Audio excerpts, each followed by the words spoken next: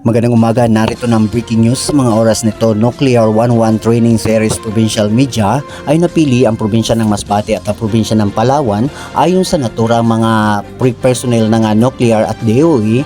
Isa ang probinsya sa Masbate sa napipili at nag-inspection sila para tayuan ng bagong nuclear power plant.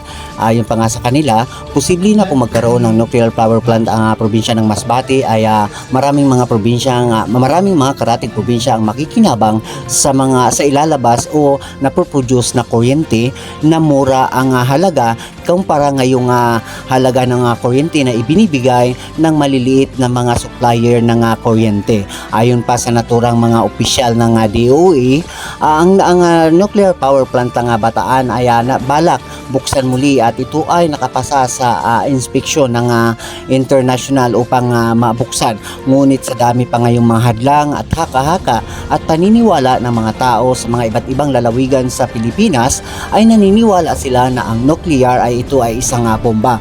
At ipapaliwanag sa mga tao, ang nuclear power plant ay hindi bumubuo ng isang bomba dahil nasa 3% lamang ang ginagawa ditong ang mga neutrons na ipinoproduce ng naturang nuclear. Ayon sa kanila, ang paggagawa ng planta ng bomba ay dapat ay nasa 15% o 98% upang makagawa ng bomba sa isang lugar.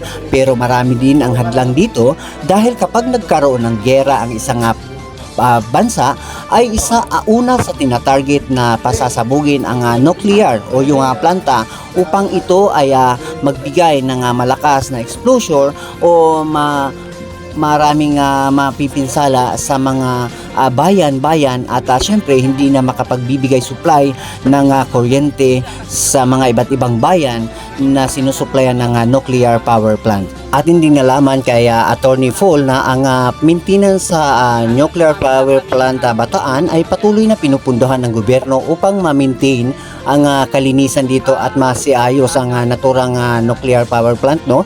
At ito ay gumagastos ng 20 million sa 4 na taon sa paglilinis lamang ng maintenance ng naturang nuclear power plant.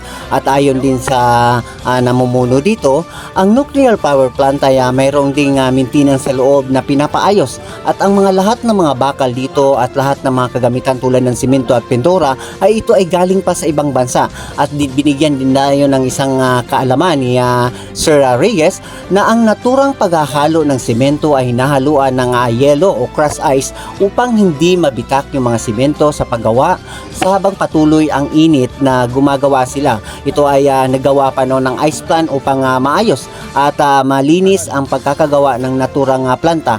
So abangan ang buong detalye dito sa 11.3 Virada News FM, no? Dahil itong nuclear power plant, kahit hindi pa man nagkasundo ang administrasyong Aquino at ang Marcos noon, ay ito ay binayaran at buo at nabayaran na nitong 2017 ang utang nito sa nuclear power plant. Ito na lang si Weng Burnaga ng 11.3 Virada News FM.